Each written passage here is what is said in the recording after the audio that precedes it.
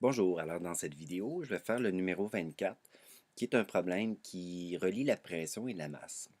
Alors, on vous dit que si vous avez la même masse dans des ballons de verre de CH4 et de C3H8 aux mêmes conditions de température, quel gaz exercera le plus de pression et combien de fois plus?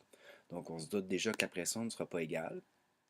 Alors, premier- première technique, bien, on reprend notre formule générale des gaz, P1V1 sur N1T1 égale P2V2 sur N2T2.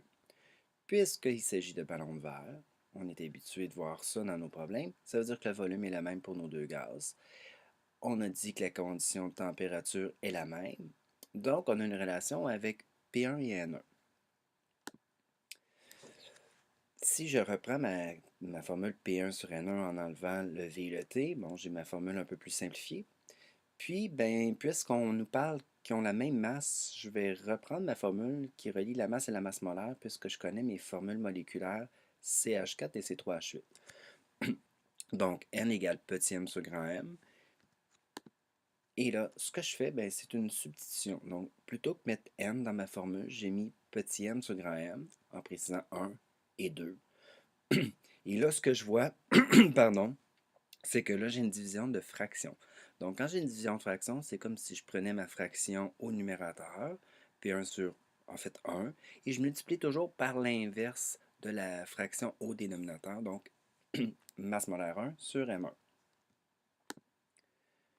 Ben, ce que je me retrouve avec P1 M1 sur petit m1 égale P2 grand M2 sur M2.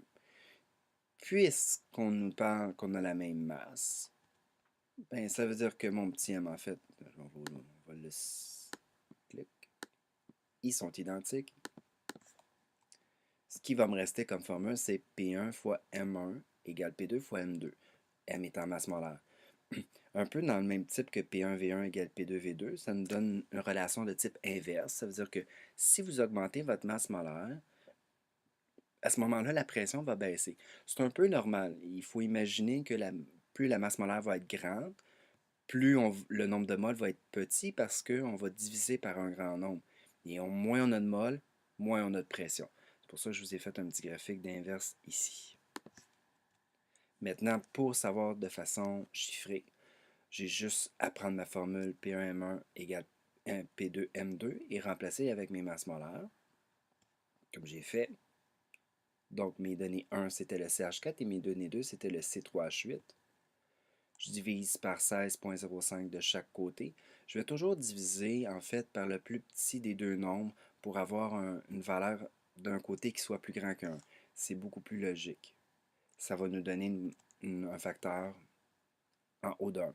Donc, P1 égale 2,75 P2. Il ne faut pas se tromper. C'est le CH4 qui fait 2,75 fois plus de pression que le C3H8.